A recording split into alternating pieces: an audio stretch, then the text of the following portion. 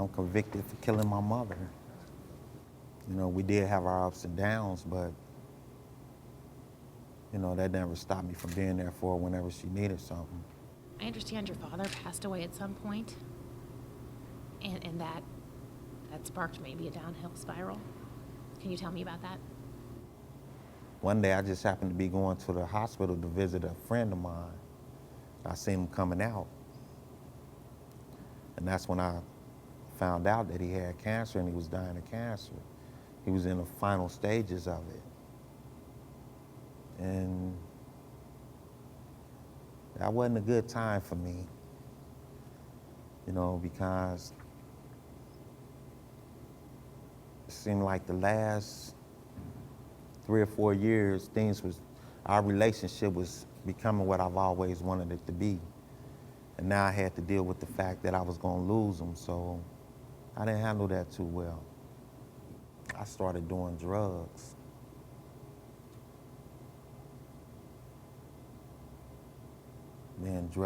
My drug of choice was crack cocaine. In the beginning, it kind of helped me deal with what I was going through.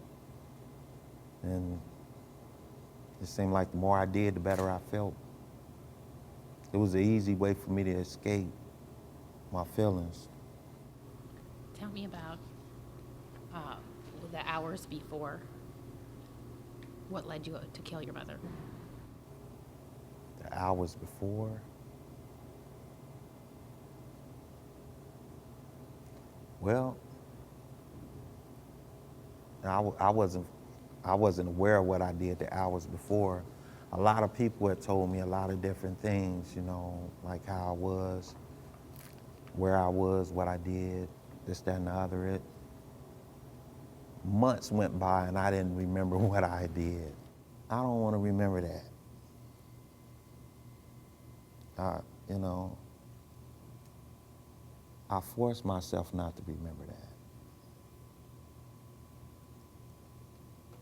That's a day that I constantly wish I could take back. I don't make excuses for my actions. You know, I've tried from day one to take responsibility for this because it's the right thing to do. Regardless of whatever the outcome would have been, this has always been about me taking responsibility, letting people know I cared a lot and loved my mother as deeply as I possibly could. Did I want to go in there and take her life? No. Did drugs play a part in it? Yeah. But I don't hide behind that. It's easy to say I snapped. I don't know. I don't know why I snapped. I don't know why we're here today.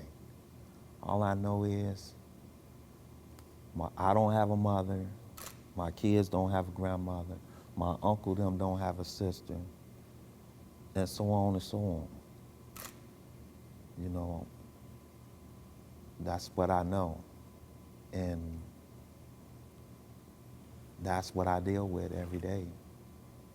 I made a promise to my family that whatever they wanted me to do, if they wanted me to fight, I would fight. If they wanted me to die, then I would support their decision. It was the one thing that I could give them.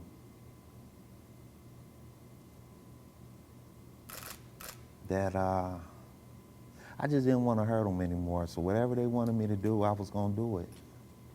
In my heart, I knew that if the decision didn't go our way, they was going to struggle with it.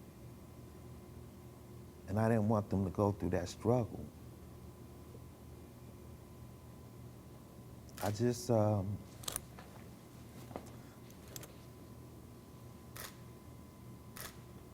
didn't want them to be hurt again. Tell me about Thursday night. Waiting to hear what the parole board's decision. Well, that was a long night.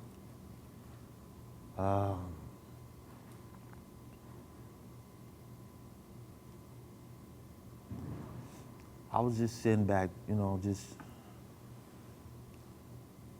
I have all these pictures of my family members, and I just basically sit back and was looking at those pictures and kind of talking to them, just letting them know that, you know, it was going to be all right. Regardless of what happened, it was going to be all right. That's what I've always said. Regardless of what happened, it'll be okay. I just wanted them to know, you know, that I was at peace with the decision, whatever it would be. That's how I spent my night. That and praying. What did you pray? Like I said, it wasn't about me, it was about them. I prayed for them, you know. I didn't need to be told what the decision was. They're the ones that needed to hear what that decision was.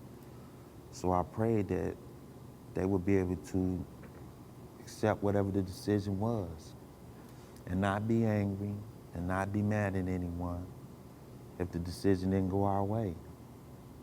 The way I look at it, I don't even care about this decision because it ain't gonna bring my mother back. That's what I want. You know, I want that more than anything. So the decision never mattered to me.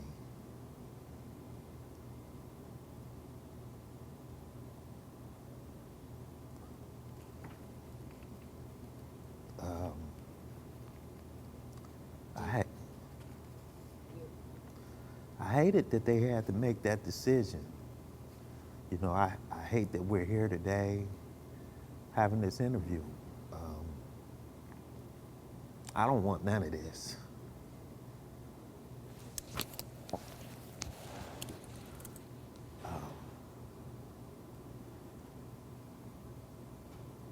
I